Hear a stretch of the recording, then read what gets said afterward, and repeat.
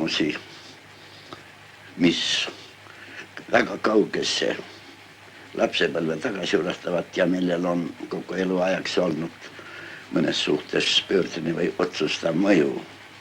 Ja üks nendest on elamus, 4-5 aastane oli elamus, mis võib-olla mõjutas selleks, et must arhitekt sai.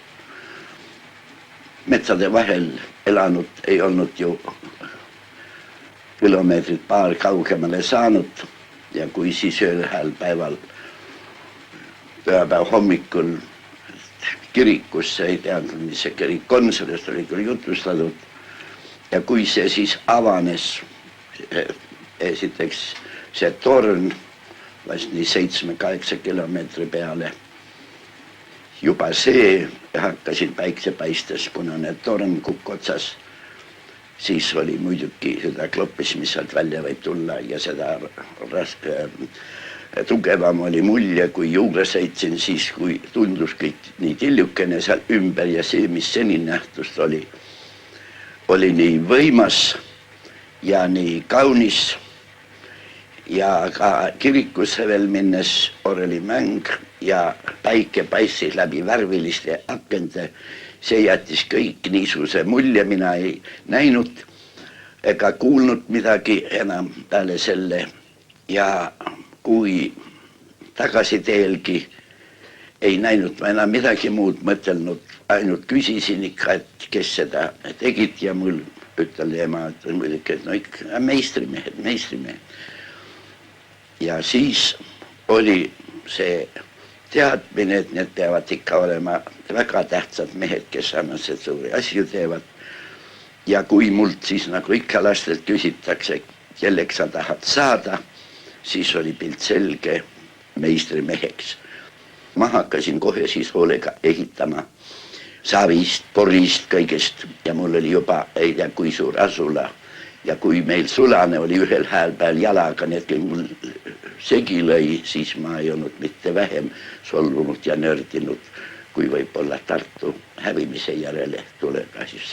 Esimese õppetunni sain ma tõtelda pääsükestelt. Ja kui minu porist ja savist tehtud asjad ära kuivasid, siis oli nad väga aprad, nad läksid kergelt katki ja kui ma siis leidsin ühe pääsükese peha, maha langenud pääsükese pesa ja nägin seda, kuidas pääsükesed seda olid teinud ja ta oli imeõhukene ja ta oli nii kõva, mina oma lapse näppudega teda katki ei saanud, kuidas tal nii kõva on. Ja kui ma leidsin siis, et seal olid heinad sisse punutud ja siis hakkasin mina ka oma savist ehitusi vitstega ja heitega ja kõigega kinnitama ja leidsin kohe on palju tugevam. Ja kui hiljem ülikoolis õppides, siis Monnier on raudbetooni leiutaja, siis Monnierile au andes peab ütlema, et Monnier ütleb, et mitte tema ei ole raudbetooni leiutaja, vaid pääsükene on, tuleb see au anda, et tema on oma betooni armeerinud ka puiduga alguses ja leidis, et need materjalid üksteisele ei sobi ja läks metalli peale üle.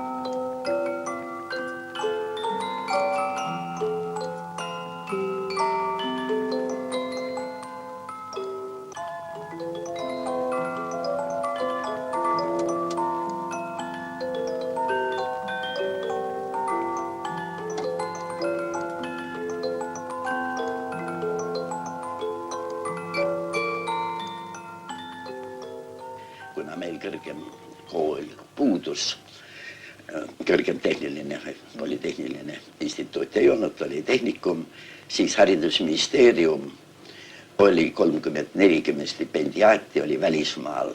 Peamised olid Saksamaal, aga ka Prantsusmaal ja siis isegi Austrias, teistes riikides ma ei tea, et oleks olnud. Aga te olete nüüd pärast sõitnud ka läbi kõik need maad, kus siis ülikooli pullas? Ja muidugi see oli võib-olla kah enamik eestlasi õppis välismaal Tantsigis, see oli kõige lähem ju meil.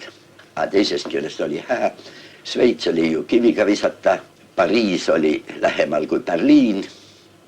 Aga mis see Prantsusmaa on nagu rohkem südamelähedane siis? No see oli kuidagi vist nii ütelda romaanides ja jäänud.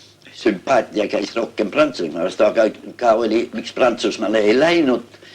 Jällegi, kuigi keskkoolis oli meil prantsus ja saksa keel võrdsel tasemel, aga millegi pärast oli ju siin oli ju saksa keel ju tsaari ajal ja oli nagu ikka kohalikuks keeleks ja Saksamaalt arvasime siiski, et tundus, et tehnika alal ka eesrindlikum tol ajal kui Prantsusmaa isegi.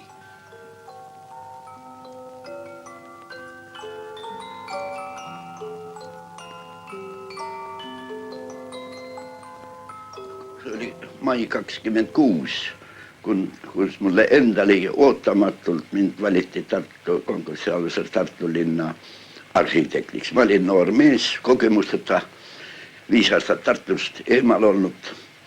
Ei tundnud ma ei ehitajaid ega olusid ega inimesi. Sõjapurustusi ei olnud, aga mahajäävus Tartu hääkorrast ja ka remontimata majade näol oli masendav, eriti mis puutub jõe kallastesse, see oli täieline padrikusse kasvanud, võssa kasvanud jõe kasvatus ja praegune niinimetatud oktoobri puiestik. See oli ju džungel, sinna ei julgenud keegi minna jalutama. Ja igale poole, kuhu sa vaatasid, ikka ainult korralagetus. Ja see oligi esimene see korra loomine. Siis olid neid igasuguseid võimalikke võimatuid putkasi. Turuplats oli neid täis. Siis täiturg ja kalaturg ja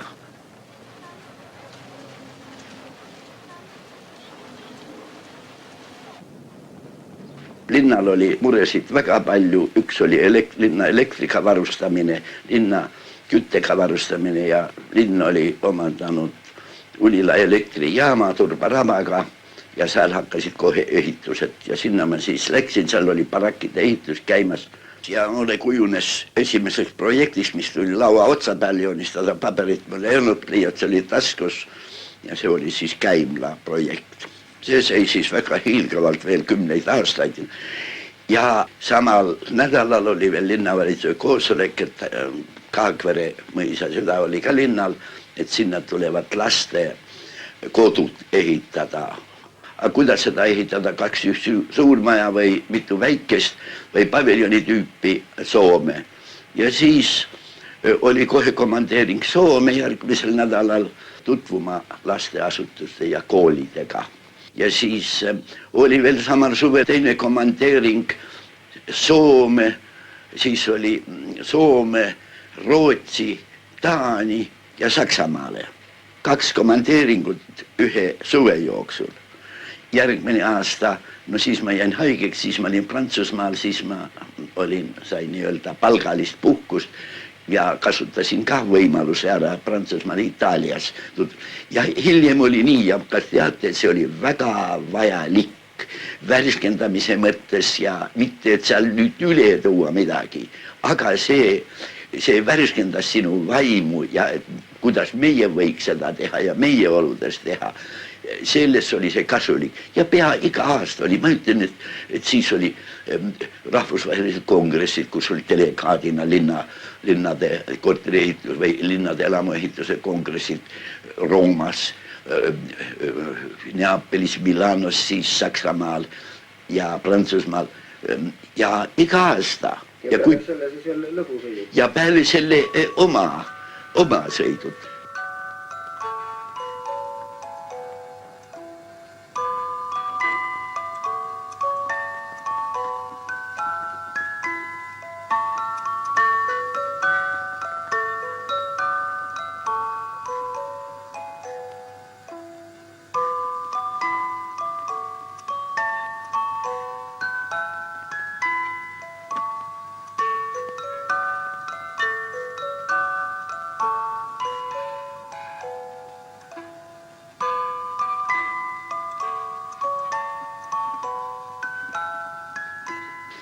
igal linnal võib ütelda on oma lõhn ja spetsiifiline, nii hea halb kui ta on. Tartul oli ühed lõhnad muidugi, mis linna Agulidest Tapamäe ümbres Võru tänaval. See oli siis hobuse sänniku ja Vankrimäärde lõhn kuni Kauvamani välja, aga südalinn see Tartu oli väga rikas kohvikute, kondiitriäride ja lilleäride poolest. Tartu oli ju, siin olid üle Venemaa kuulsad lilleäärid, nad olid suured piltidega just kataloogid ja Tauguli aiaäärid varustasid Leningradi ja Moskvat elavate lilledega ja veel rohkem neid aetnike lillesibulatega. Ja siis aasta läbi oli näiteks puuviljakauplused.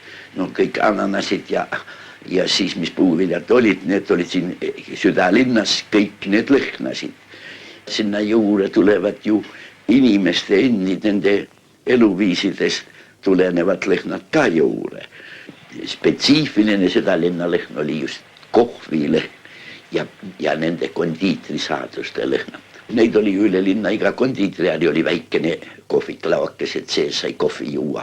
Aga südalinnas, kui me võtame Riia tänavast kuni ülikooli, kui suur see maa ei ole, selle peal oli 11 kohvikut ja kondiitriäri. Ja praegu on selle koha peal siis 2 väikset. Aga võtame võõraste maju. No võõraste majadest ei maksa rääkida, no tolleaegne elanikud arv juba liiklus, siis oli võõraste majas oli tube rohkem kui praegu voodikohti. Ja muidugi, ja imelikul kombel ära nad elasid ja jõukas ka läksid kõik, kohvikupidajad olid, kõik läksid jõukaks mees, mõni hakkas väga väikselt peale, aga ära nad elasid, kuigi kohvikud olid ju alkoholita. Seal alkoholiselt jook ei olnud, sest alkoholi müügikohtade arv oli piiratud.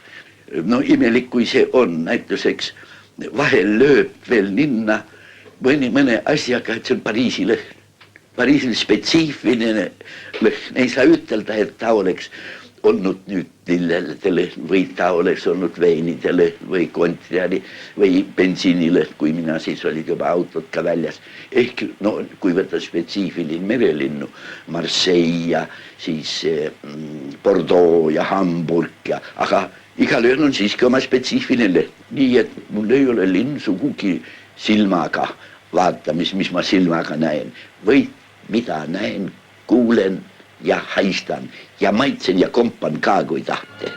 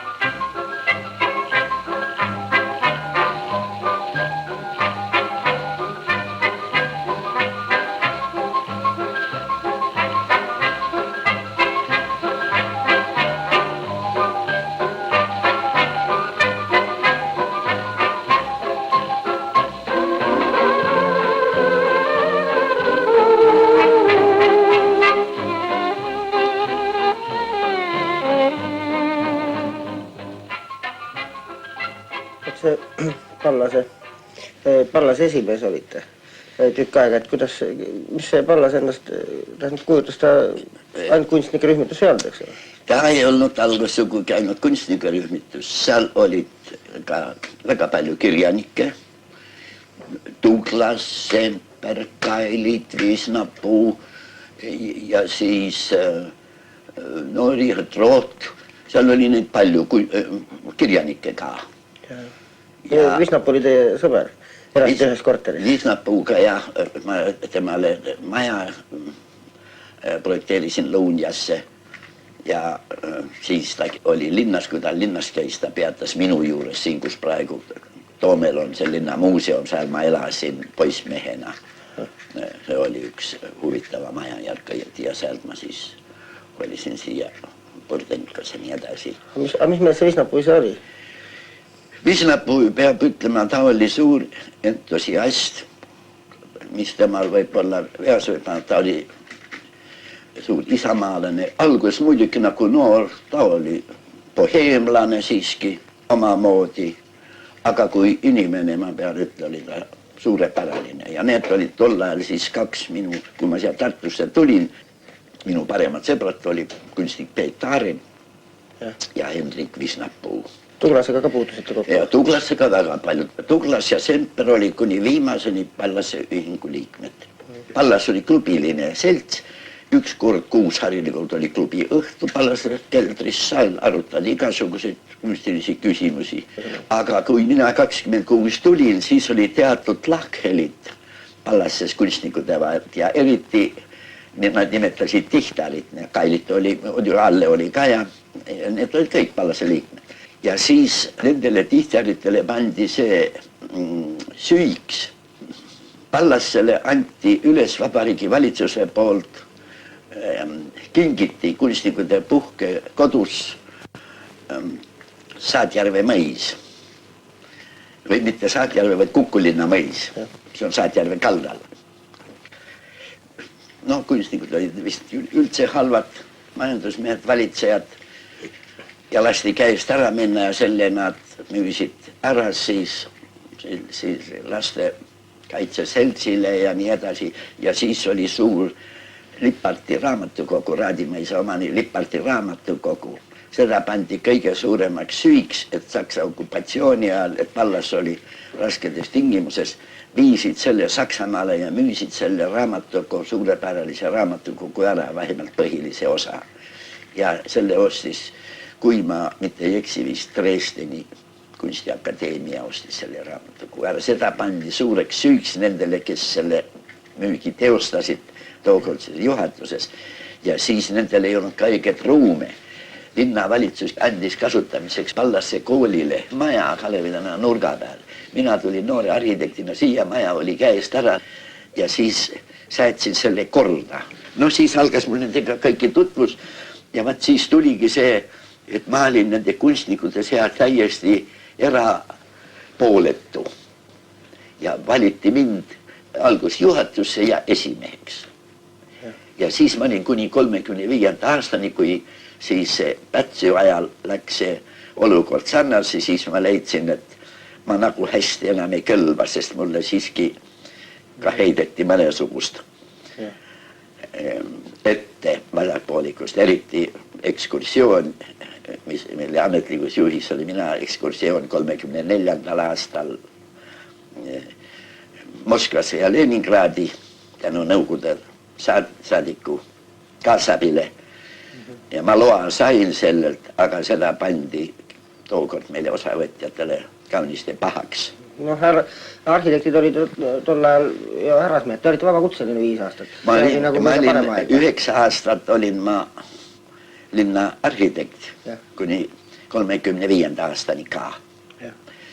Ja siis oli, aga et mul keelati ära üldse eratööde tegemine, nii et ma võisin seda teha ainult linnavalitsuse esiloal, nii et näiteks selle pangahoone ehitamiseks ma sain loa projekti koostamiseks, aga järelevalve teostamiseks enam mulle luba ei antud. Ja siis ja olid mul siis ka, oli Vanemuise teatrihoone projekteerimine tuli ja vaevalt mulle selleski oleks luba antud ja siis ma otsustasin, et ma lähen ära. Kindral Tõnissoniga mul vaekord eriti midagi halba ei olnud, aga see oli osakonna juhatajaks, linnanõunik oli, see oli lihtsalt puht isiklik kadedus, ütles, et linna arhitekt teenib nüüd rohkem kui linnanõunik. Kas see kõlba ju?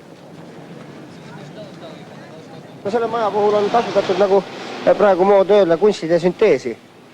Ja see oli läks seekord korda ühte ja teist teha, sest tellija oli üldiselt mõned pisiased välja arvatud väga hädahtlik. Hoone kohta oli kõigepealt väikene piiratud võistlus, aga need resultaat ei andnud, see oli juba 33. aastal, 34. aastal pöörati minu poole kiiresti projekt koostada ja see projekt valmiski väga kiire aja jooksul 35. aasta suvel. Tähtajad ehitajal väga lühikesed, 1 aasta mõne kuuga ja eks olid omad raskused, nimelt projekt, see oli siiski asju, mida varem vähe oli kasutatud. Esiteks portaal poleeritud graniidist ja sokkel graniidist, samuti trepid ja peale tolle nii-öelda kunstina, kuna oli jõuka asukese tegemist ja see oldi nõus, kas kunsti sisse tuua, nii et fassaadis skulptuurid ja reliefid, portaalid, need oli ka väikene skulptoride vaheline võistlus. Kas see võre on ka mingi, tähendab, kunstiteos? See on Tartu ühe sepa töö, ma ei mäleta, kas see sepp oli enda tehtud joonise järele tehtud. Igatahes Tartus oli kunstseppi palju, siin oli veel elasid tol ajal sepad Leningradist tulnud siia, kes olid talveaeda ehitanud, elasid veel. Väga, Tartus oli sepatöö, kunstsepatöö oli väga kõrgel järgel ka. Muidugi tähtad olid kiired, kuna graniiti meil olid ju väiksed kivitöösturid, need tahtsid 2 aastat, et seda tööd läbi viia. Ettevõtja võttis pakkumised Soomest Rootsist, leppis kokku 2 kuu jooksul, lubati teha ja tellimine täideti täpselt enne, kui me veel maa seest väljas oli meil juba graniit käes, nii et üheaegselt ehitusega sai see graniit vooderdus. See tähendab tolle aja täpsust ehituste tegemisel ja töö on kvaliteetne olnud, nii et tänapäevani suutnud ausalt oma ülesandeid täita. Kaua seda maja kokku ehitati? Ehitati aasta ja 3 kuud.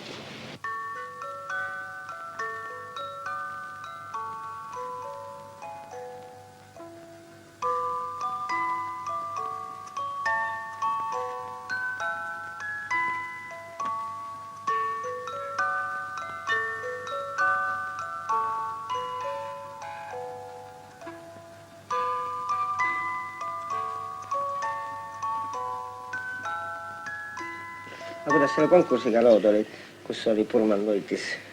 Mis te ükskord rääkisite, et... See on niisugune lugu.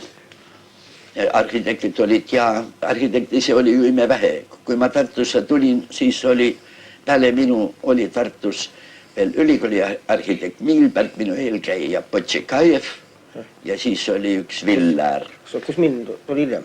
Kus mind tuli hiljem juba. Kuzmin tuli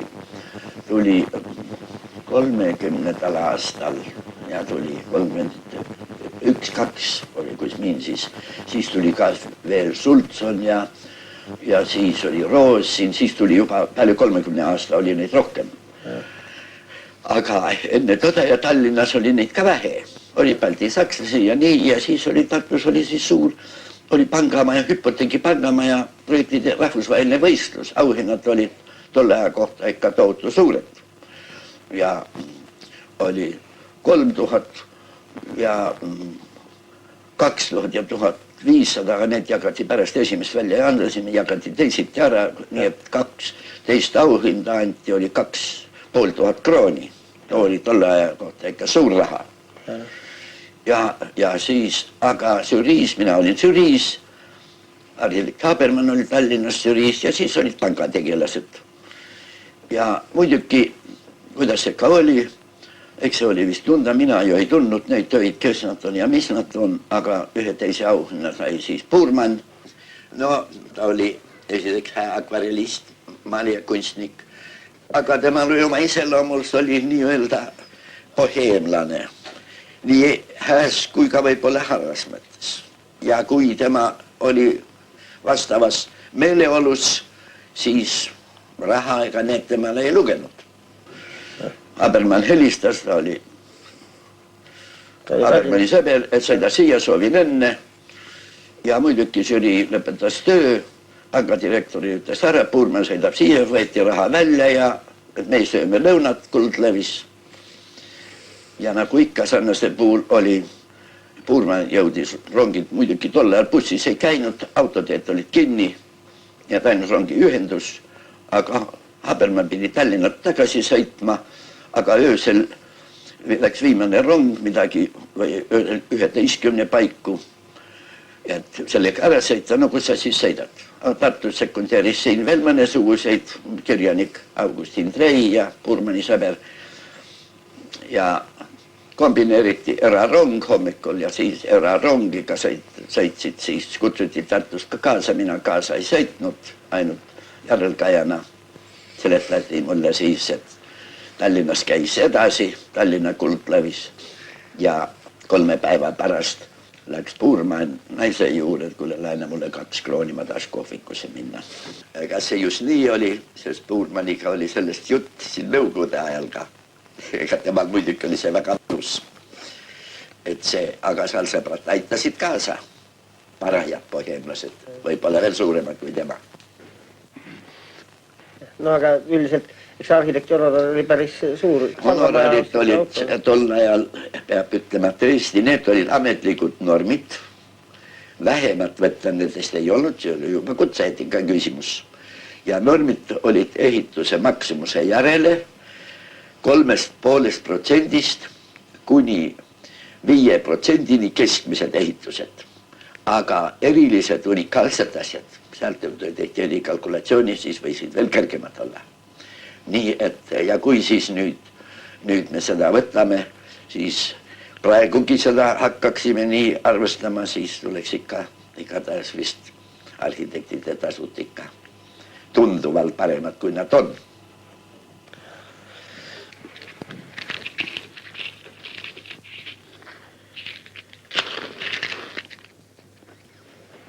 Te olete nüüd projekteerinud ja ilmus palju maju midagi, mitusada teil tuleb, 1000? No üle 1000. Üle 1000 maja.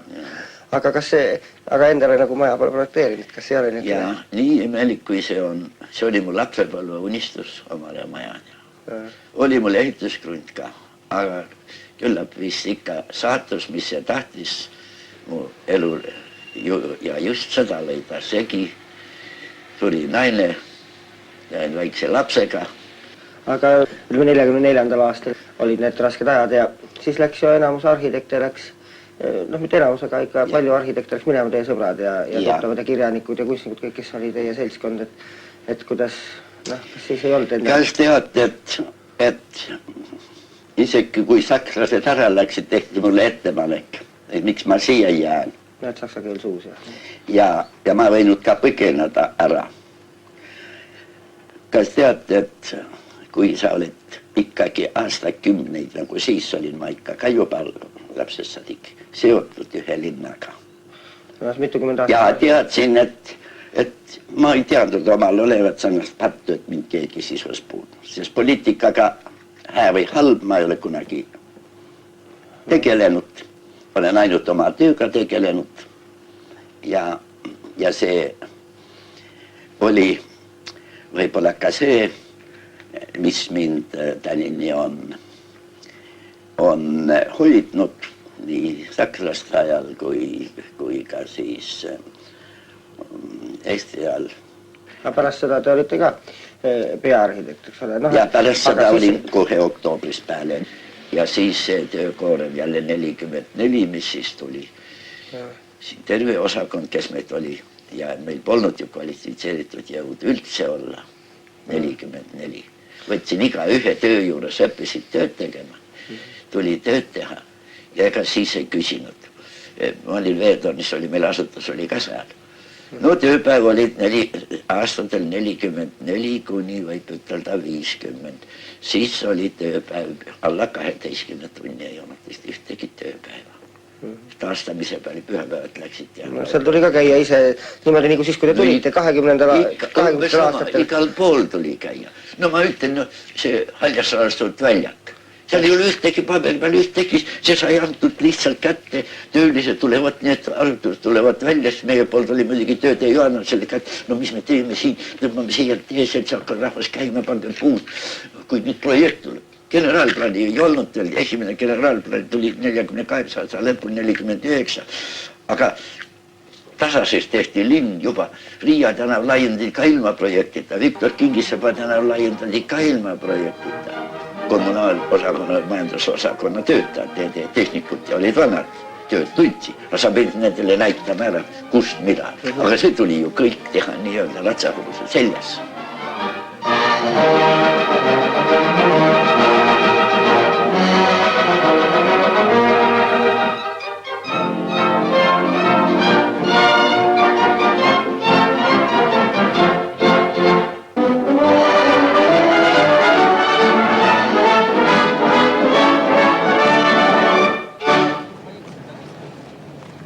Päeväljakud meil tõesti ei ole.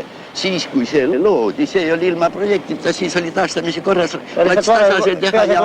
ja pandi puukesed kasvama, et varsti hakkame taastamist, nad parajad ümber istutamiseks, aga nüüd on kasvanud terve park ja nüüd on tõesti looduskaitsele, kuidas? Kus me sarnaselt puid jälle saame ümberistutamises juba liiga suured ja nüüd on teiste kallis. Nüüd on teil pole küsimus, võib-olla on õigus, et tuleb siia neid puid võimalikult jätta, aga niiviisi tühjaks jätta, nagu ta praegu on, see ka ei ole õige. Omal ajal alla sai vaadatud, siis oli see kõik maju täis, eks ole? See oli kõik maju täis, kivimaju ja vanu puitmaju, päämisel möödunud sajandil ehitatud majad. Aga ta oli kujunenud, kundihinnad olid siin väga kallid, majad olid see äri, igas majas oli äri, korteris olid üksikud, mis oli kõrgemal korrustel või õuepealsed. Ta oli kujunud puht nii-öelda äri kõrval. Väiksed, kohvikud, aga siin oli ka suuri kohvikuid. Oli kodanisel ajal oli siin, kus me siin allpool natukene seisame, suur moodne kohvik, umbes 200 kohaga. Siis oli all juba tsaari ajal kuulus kondiitri ärikohvik Pöning. Tema oli kuulus piparkookide ja vesikringlite poolest. Ja siin oli siis keskel oli, ja õieti siia sama Riia tänavale välja tulla, oli Laakmani trükikoda. Aga siis kodanlisel ajal osaühisus Ilutrükk hakkas teda laiendama ja juba 37. aastal suure saladuskatte all konkurentsi tõttu näitas selle tolleaegne direktor Ants Männik lepingut. See oli siis, kas ma järjekorras õige oli, see oli siis Zürich, Leipzig, Tartu, rahvusvaheline aktsiaselts, mis pidi siis ühe moodsama trükkikoja ehitama ja juba algasid eestööd, aga et nüüd oli kallis, siis pidi see saladuskatte all ja mina algasingi juba selle trükkikoja projekteerimisega, aga siis seda tuli peale 38-9, kõik see jäi paberile. No sel ajal oli umbes see Vanemuise ehitamine ka käis, eks ole? Tol ajal oli väga intensiivne tegevus. Pangamaja ehitus, Vanemuise ehitus, Turuhoone ehitus ja koolimaja ehitus Salme tänaval. Siis ka üks väike lõivavabrik ehitati juurde Emajõe ääre endisele tehase kohale. Aga muidugi elamu ehitust oli siin vähe, kes siis ehitasid ikkagi need aktsiaseltsid, pangad ja suur ärimehed, tööstused. Kuidas sellega oli mingi lugu siin selle Vanemuise? See Vanemuisega ja see on valulaps olnud algusest peale, kui esimene ehitus oli, et see sakslastele pinnas silmas olles olnud, siis osteti see krunt ühe Vanemuise liikme nimele ja siis kui juba asi oli küps, siis andi ta Vanemuise seltsile üle. Ümberringi Riia tänaval siin allpool, see oli piiratud majades, krunt oli väikene. Tahtsime seda laiendada, tarvis oli kontsertsaali juurde teha. Seal oli kapsamaa. Võõrandamine, sellega ei julgenud ju üldse minna valitsuse ette. Katsusime siis lihtsalt kergata raha eest osta, kõva raha eest, mitte ilma, et kingitust. See Vanemuise selts nagu pani rahad kokku või? No Vanemuise selts ehitas, ainult vabariik töötas pärast ehitust. Aga me ei saanud sisse käiku alt teha, kus ta praegu on, vaid me pidime kõrval tegema, sest neid ei tulnud kene alla, seal olid kivimajad, Vanemuise selts olisi neid jõudnud ära osta. Aga arvasime, et me saame seal kapsamaad juurde mõned meetrid. Seal oli 4 krundiga tegemist. Et no üks oli juudikrunt, et no juudiga me ei saa hakkama, et tolle tuleb ainult raha maksta. Aga nii imelik kui oli, juud kinkis meile, aga need Vanemuise seltsi liikmed, tuntud Tartu inimesed, ärimehed, rahas nendele ei maksnud midagi. Nendel oli isegi kitsas ja ütlesid kategooriliselt ära. Kui praegu vaadata seda Vanemuist ja seda eelmist on kahju ka, et ei ole vana alles ja et... Noh, raske on ütelda varemed olid täitsa olemas. Aga varemed olid olemas, selle võinud muidugi taastada, aga nad lasti. Kahjuks see projekt pandi seisma, mis oli juba taastamise projekt tehtud. Konserveerimine jäeti ära ja kui hiljem siis, see oli 55. aastal, kui siis Nikita käis siin, vaat siis tuli tema uuesti üles. Ja siis oli ka taastada, aga siis käis suur komisjon ja varemed on ikka kannatanud ilmastikuolude ajal ja et me saame ka paremini, et need ei tasu, et protsent on väike nende varemete väärtusi. Aga mis te ise arvate, kas oleks olnud võimalik taastada? Oleks olnud, aga mina olin ka seal komisjonis, kes selle tegi, aga mulle öeldi umbes nii anti mõista, näeti, et no jah, et mõtlus loomulikult, et ma näeks, et vana taastada. Aga Tallinnast olid inimesed, mis oli väike ja ma sain pärast küll käbina käis sõimata. Kuidas ma lasin. Ma olin ka ju komisjonit ja ma ütlen, olin küll. Mul oli raske kaitsta, kui oli pääl ja suurt asjatundjad koha. Aga kas nüüd hakatakse tasapisi seda Tartu kesklinna ka täis ehitama? Jaa, nüüd ongi kavas, aga kahjuks pole veel lõplikult selgunud, mida ja kuidas. Praegu on teada, et tahetakse siia alla panna kõige magusama koha peale, ülikooli Nõukogude tänava vahele, mitte ka veel kaubamaa, vaid üks kaupluste hoone, kus nii-öelda kõik pudukaubad, mis kioskides ja laiali on väikeses, need sinna koondada. 2 kuni 3 korruseline. Kuna esimese generaalplaani järele oli selle koha peal ette nähtud linna suurem esinduslik hoone. Ja nüüd on praegu, et jah, ei ole päeväljakut, meil ei ole ja nagu puuduks programm.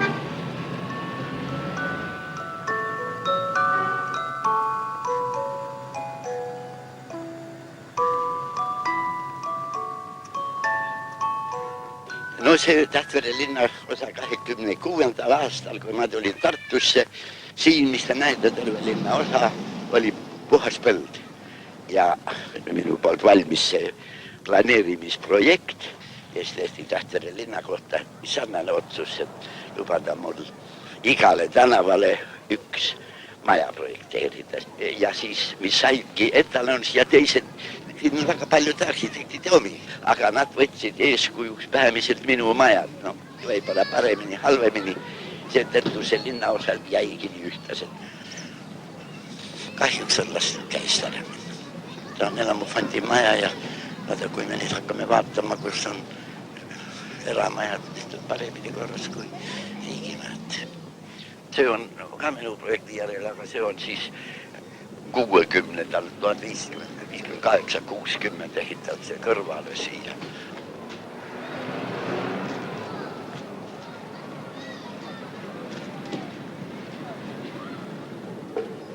Tema on fassaadi silikaat. Menetleda ei salli silma otsas, et igav on. See tuli hiljem, see on väike kaksikmaja.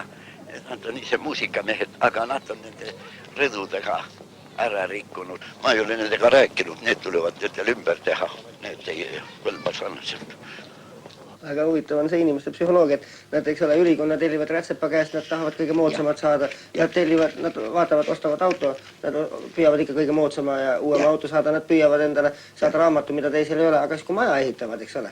Maja, mis on nende elutöö, ikka praktiliselt mitmesajaks aastaks ehitavad, seda tahavad teha, nagu naabrid on näiteks. Kui suur peaks olema siis see kliendi ja arhitekti vaheline protsent, kui palju kliente ja kui palju arhitekt? No ma mõtlen nii, et vähemalt 50, aga hästi oleks, kui arhitekti oleks vähemalt 75 ja klienti 25, siis on vist see kõige eilsam, aga tihti. Aga kuidas teil endal on läinud? Mul endal on läinud nii ja teisiti ja kui ma ütlen, et kui ma loen midagi, et mis ma hästi või õnnestunud on, siis on tõepoolest nii, et kus on 75 arhitekti ja 25 klienti, aga tähtis ei ole võib-olla see vahekord, aga kui klient ja arhitekt üksteist, see mõistmine, usaldamine, tol ajal oli kergem, sest arhitekt on ju ehitusmeister, eks ole. Siis oli kontakt arhitekt ja ehitusperemees.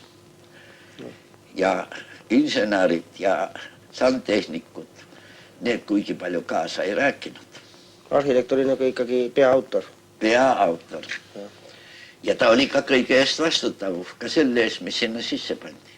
Võtta neid projekt kätte, seal ei jõua lugeda nimesi, et seal on mitukümmend nime. No, ütleme, noored arhitekt lähevad projekteerimisbüroos. Mis nendele antakse? Kas antakse sidumisi? Või andakse siis teise vallal midagi teha niisugust tööd? Palju neid siis on, loen nii ära, kes on saanud neid väljapaistvaid ehitusi teha. Kuigi neid on ka palju, aga siiski palju neid on. Aga hakkab ju sellest peale kliendist lähte ülesanne. Juba see võib olla niivõrd vigane, see võib juba sul ühe asja ära rikkuda. Ja kui siis seal veel 10, sest kõik need läbivaatavad instantsid teised ei saa ju seda arhitekti mõtet iga kord selle lühikese aja sul isegi läbi seedida. Ja kui siis arhitekt on nõrk, kui tema ei jõua võidelda selle oma algidee eest, no siis teate, mis seal välja võib tulla.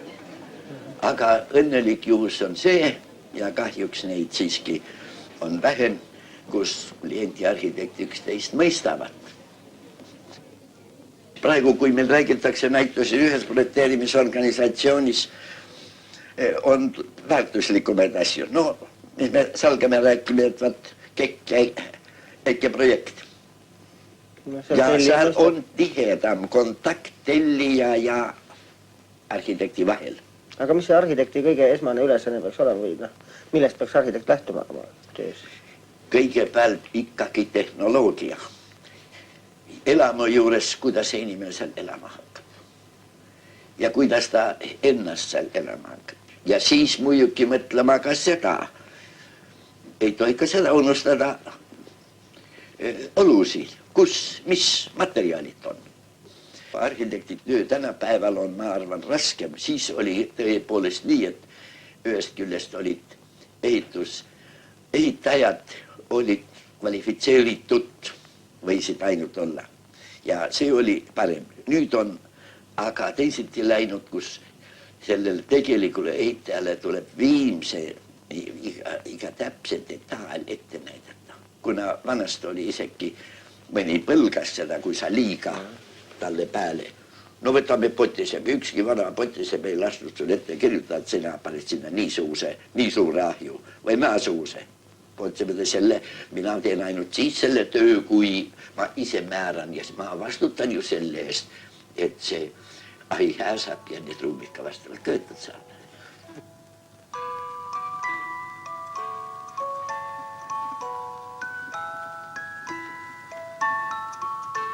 No siin on nüüd, Tartu on meil siin peo peal. Mis asjad siis jäid nagu tegemata ja mida veel teeks, kui oleks aega? Jah, seda, mis tegemata jään, on võib-olla rohkem kui tehtud on. Esiteks linna elamispinna puudus ja keldrikorteris inimesed. Seda ei ole jõudnud me tänaseni lahendada, on tegemata.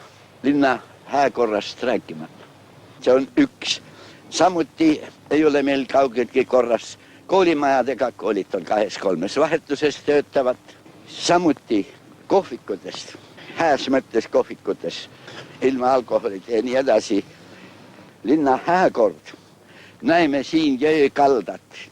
siin on see teine pool, oli meil siis juba projekt olemas, too on ikka veel tegemata ja praeguseni tegemata. Linnahall, unistus oli. Isegi eskiisprojekt oli siia sama, kus pangamaja on. Too jäi unistuseks.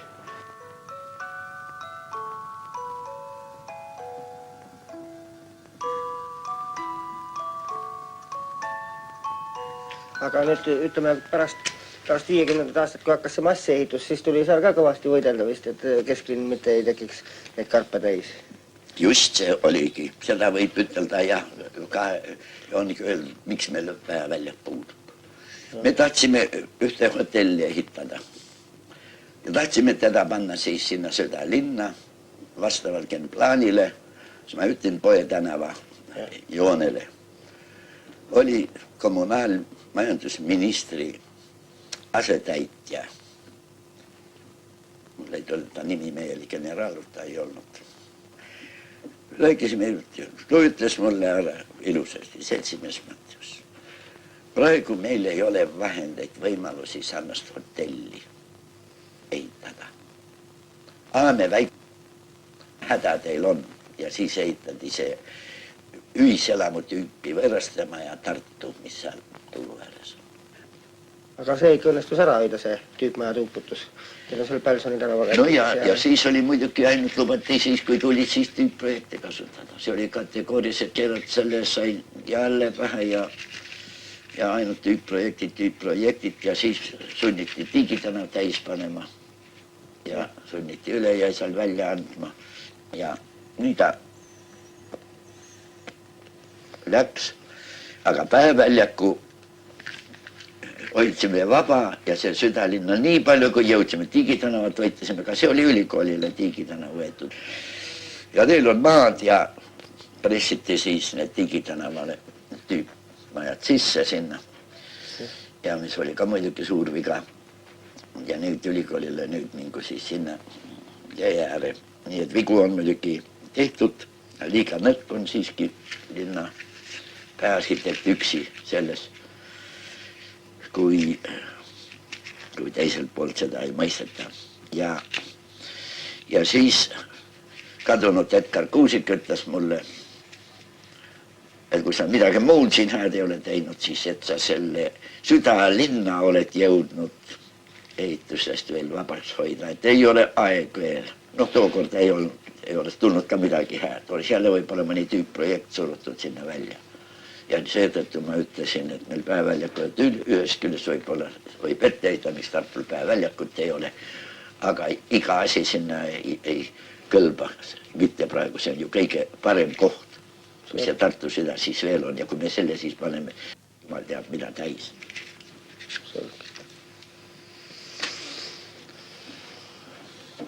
Nii on need lood.